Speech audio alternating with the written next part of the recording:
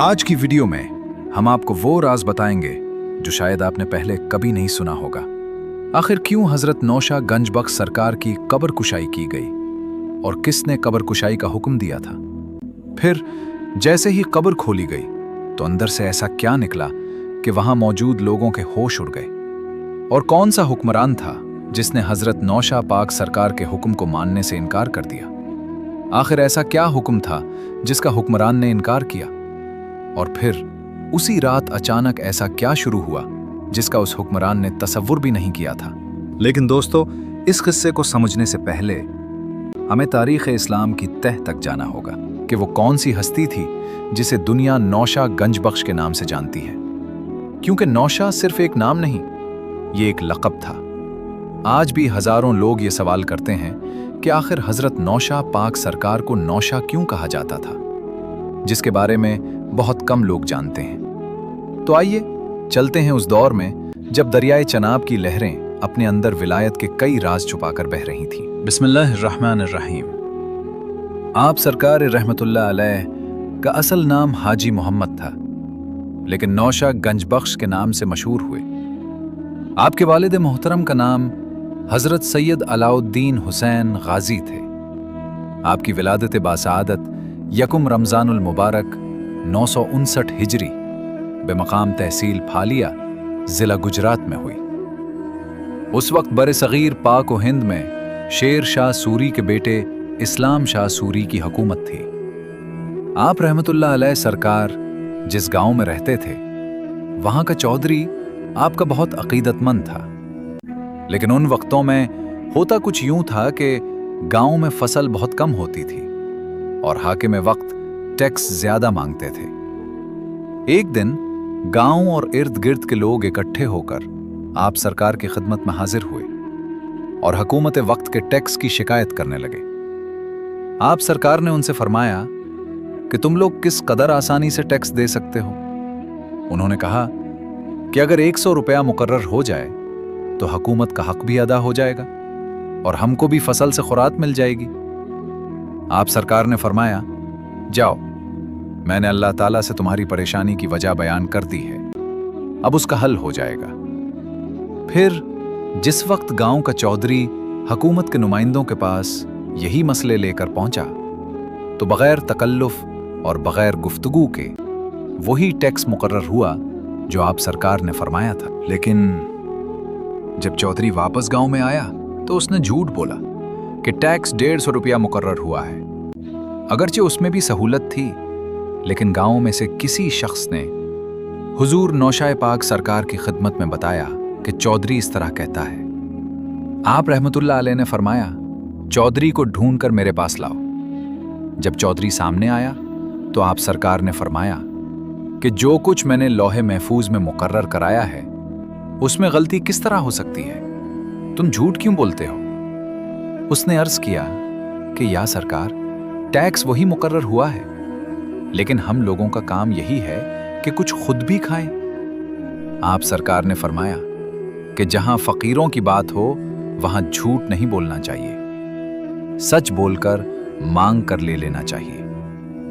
फिर आपने गांव वालों को फरमाया कि ये तुम्हारा चौधरी है, अगर तुम अपनी रजामंदी से उसको भी कुछ दे दो तो कोई हर्ज नहीं। उन्होंने कबूल कर लिया। इसी गांव में आपका एक खास मुरीद रहता था। उसकी एक जवान बेटी भी थी और उसकी फसल भी अच्छी थी। उसका इरादा ये था कि जमीन का जो किराया चौधरियों के साथ मुकर्रर है वो देकर जो बाकी पैसे बच जाएंगे उससे बेटी की शादी कर दूंगा। इत्तेफाकन फसल के मौसम में किसी ने हुकूमत के नुमाइंदों को शिकायत लगा दी कि हुजूर नौशाह पाक सरकार रहमतुल्लाह अलैह के गांव में फसल बहुत अच्छी होती है और वहां टैक्स बहुत कम है। अब इन नुमाइंदों का जो सरदार था वो गैर मुस्लिम था और इसी वजह से वो हुजूर नौशाह पाक सरकार के खिलाफ भी था। जिस शख्स ने शिकायत की थी वो इस दुश्मनी से भी वाकिफ था।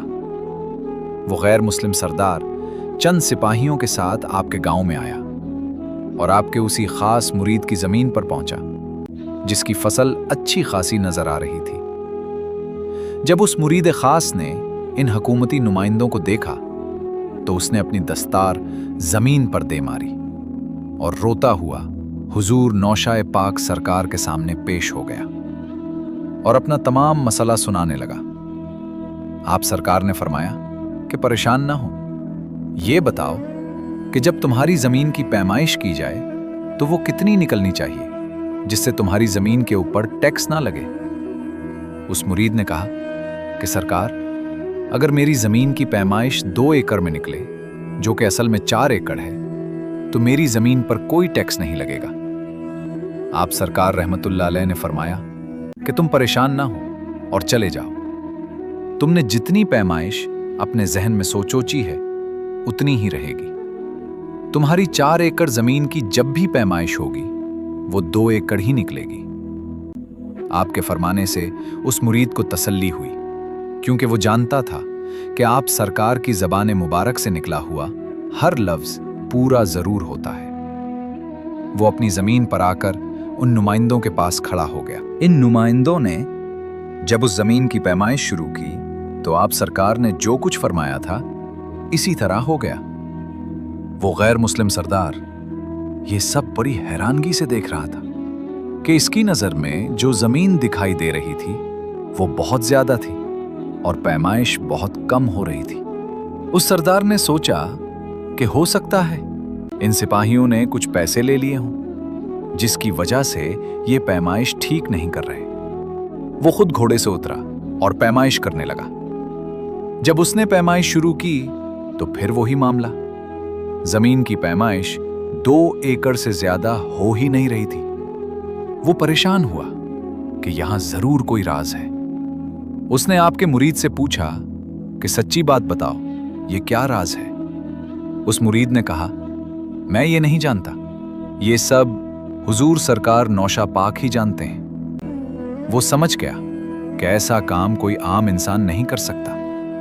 वो उसी वक्त उस मुरीद से बोला कि मुझे अपने साथ हजरत शाह साहब की खिदमत में ले चलो। वो उस मुरीद के साथ आप सरकार की खिदमत में हाजिर हुआ और फौरन आप सरकार के कदमों में गिर पड़ा और रोते हुए कहने लगा, हुजूर, मुझसे गलती हो गई है, मुझे माफ फरमा दें और मुझे दीने हक की पहचान कराएं। आप सरकार का जो हुक्म होगा मैं वही टैक्स मुकर्रर कर दूंगा। इसके बाद वो सरदार आप सरकार से इजाजत लेकर वापस चला गया। लेकिन जब वो वापस गया तो हाकिम वक्त की तरफ से मुकर्ररा करदा वजीर ने उसको पूछा कि कितना टैक्स लगा कर आए हो? वो सरदार बोला कि हमें जो खबर मिली थी वो सब गलत है, इसीलिए मैं कोई टैक्स लगाकर नहीं आया। जितना टैक्स पहले था वही चल रहा है। उस वजीर ने कहा कि मुझे ये सब तेरी शरारत लग रही है। अगर तूने उनके ऊपर मजीद टैक्स ना लगाया तो मैं वो टैक्स तुझसे वसूल करूंगा, नहीं तो रियासत को गुमराह करने और रियासत का माल खाने के जुर्म में तुम्हें फांसी पर लटकाकर तुम्हारा कत्ल कर दिया जाएगा। फिर उस वजीर ने उस सरदार के साथ अपने चंद खास आदमियों को दोबारा उसी गांव में भेजा और हुक्म दिया कि इन लोगों के ऊपर कम से कम 10,000 रुपया हुकूमती टैक्स लगाओ। वो सरदार उन आदमियों के साथ जब आप सरकार की खिदमत में हाजिर हुआ तो उसने आप सरकार के सामने सारा वाकया बयान कर दिया। फिर उसने कहा कि हुजूर, जालिम हाकिम की हकीकत को आप खूब जानते हैं। मुझसे अगर हो भी सका तो ज्यादा से ज्यादा 2,000 तक टैक्स में कमी कर सकता हूं, इससे ज्यादा मेरी ताकत में नहीं है। आप सरकार रहमतुल्लाह अलैह ने उस सरदार को बोला कि तुम ऐसे करो, 10,000 कमी के साथ टैक्स लिख दो और साथ में ये भी लिख दो कि जो भी इसके अंदर रद्दो बदल करेगा वो जिंदा ना बचेगा। वो सरदार जो कि अब मुसलमान हो चुका था और आप सरकार का मुरीद भी था, वो कुछ बोल ना सका और उसने बड़ी परेशानी में सरकार की मर्जी का सब लिख दिया।